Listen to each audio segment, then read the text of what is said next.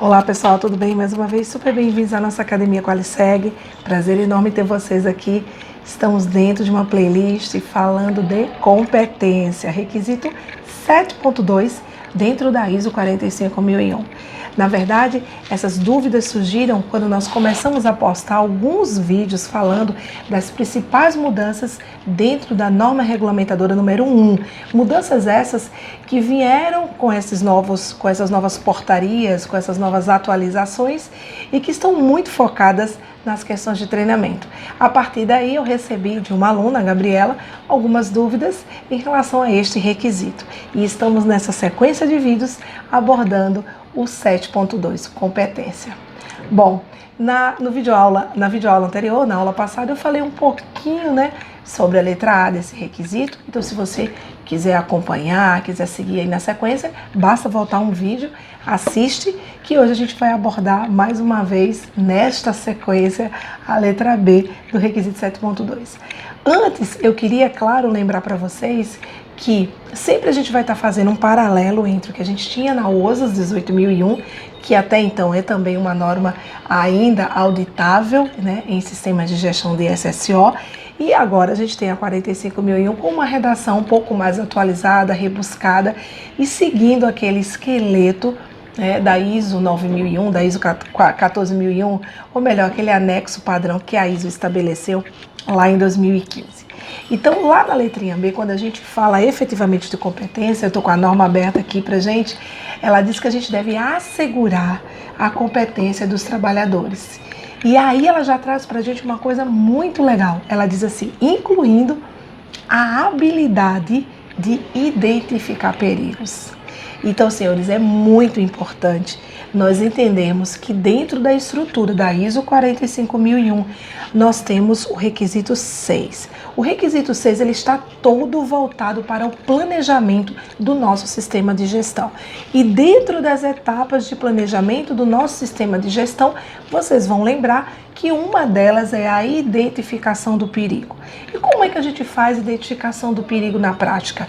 Nós vamos para a área, visualizamos a atividade ou as atividades e buscamos identificar ali quais perigos existem naquela atividade. Então, se eu estou dentro de uma norma que estabelece competência para o colaborador, olha que coisa interessante, a 45.001 já nos lembra, incluindo a habilidade para a identificação do risco. Professora, isso quer dizer o quê? Isso quer dizer que, de alguma maneira, o meu sistema de gestão, na hora de definir a competência, deve ter isso como uma preocupação. E de forma prática, como é que eu consigo fazer isso, professora Jaciara? Simples, pessoal. São alternativas que nós já temos hoje, muitas vezes, dentro do nosso próprio sistema de gestão. Como, por exemplo, fazer um treinamento, um treinamento para mostrar para esses colaboradores como é feita a identificação do perigo. Por quê? Porque vocês lembrem-se que nós temos um procedimento, uma metodologia para identificar perigo. Isso é a primeira forma. A segunda, posso fazer uma pauta de bom dia, posso fazer um DDS, posso fazer uma cartilha. Hoje em dia, por exemplo, na indústria automotiva, a gente tem uma ferramenta muito interessante chamada Dojo. A Dojo nada mais é do que uma central de conhecimento. Eu costumo dizer isso, A todas as vezes que eu penso naquele ambiente, eu penso onde o colaborador ele entra para de uma maneira lúdica, criativa, de uma maneira que vai conseguir atingir o objetivo mais simples, com uma linguagem mais clara, mostrar para ele conceitos importantes. Então, muitas vezes, a Dojo, que é aquele ambiente lúdico onde ele participa de jogos, de uma dinâmica, ele consegue absorver ali um conceito que muitas vezes num treinamento formal a gente não consegue. Então, vejam quantas alternativas vocês têm para conseguir garantir essa competência da identificação dos perigos para o colaborador. Gente, isso é tão importante que eu sempre conto um fato muito engraçado.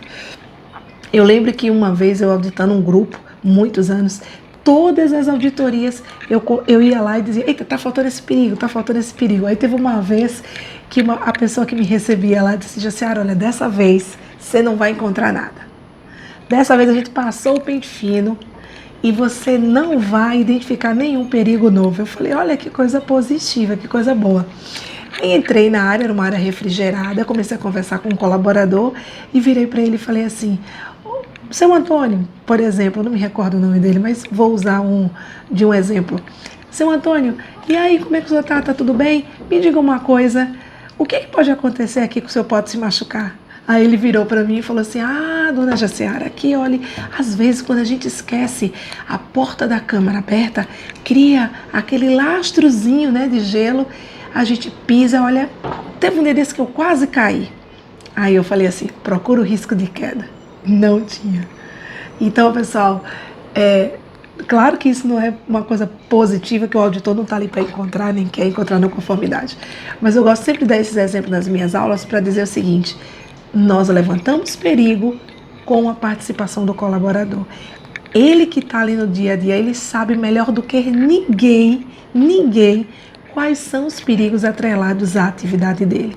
E se você, através de uma sistemática, conseguir aprimorar essa visão crítica de risco, só quem tem a ganhar somos nós. Porque eles irão gradativamente identificar novos perigos que vão nos fazer analisar os riscos e automaticamente gerarmos novos controles operacionais. Bom, volto daqui a pouquinho para a gente abordar mais um pouquinho desse requisito. Mais uma vez, muito obrigada. E se você tem gostado dos nossos vídeos, dá um like para a gente, inscreve-se aí no nosso canal, que todas as vezes que um vídeo novo entrar no ar, você vai ser notificado. Bem-vindos à Academia Qualisegue.